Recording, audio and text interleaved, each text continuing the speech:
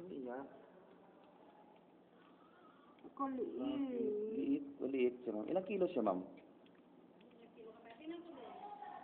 26 grams po siya.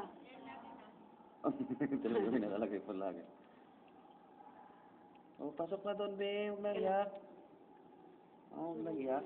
Nasa room C yung nanay. Wala pa po. Nasaan siya sa room A? Doon sa amin to po, sa may Ugiro. Uy, tahimik ka. Bakit tahimik yan? Ha? Oh, yan, sentro. Oh, yan, oh. Kita ko. Yan, oh. Nakatahimik din siya dito. Maliit talaga. Maliit. Yung mga ganito naman, madaling palakihin, lalo na pag magbe-breastfeeding sa nanay. Dali, lumolobo sila. Malakihin, gano'n. Yung mas maliit pa nga sa Hindi kanya. makapal ang buhok mo, makapal. Makapal. Yung kuya niya, nipis. Kuya Kalbo, kaon nilipit. Naligo na. Tama naman, babae naman eh. Naligo ka? Uminom ng gatas? Uminom ng gatas na? Anong gatas niya, ma'am? Wala pa, breastfeeding pa. Bakit? Kasi, pasok na ikaw dyan. Kaya na ha, sige po.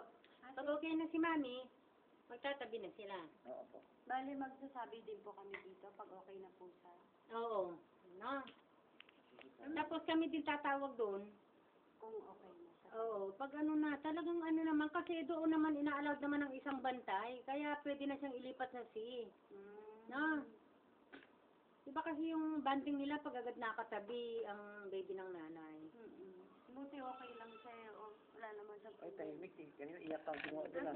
Ba't Kami umiyak? saan kami mag-aantay? Ha? Ba't Ah, ikaw umiyak? Saan po kami mag-aantay? Doon din, yung sa ano, magtatabi yung baby at saka nanay. Yung, Doon na po kami. oo. Kanina pa kami Na? mag-aantay. Ha? Ah, doon na kayo, andun na yung nanay. Andun na po ba? Oo. Oo. Ha, okay na ha. Andun yung nanay, puntahan nyo. Okay, bye-bye na. Thank you po.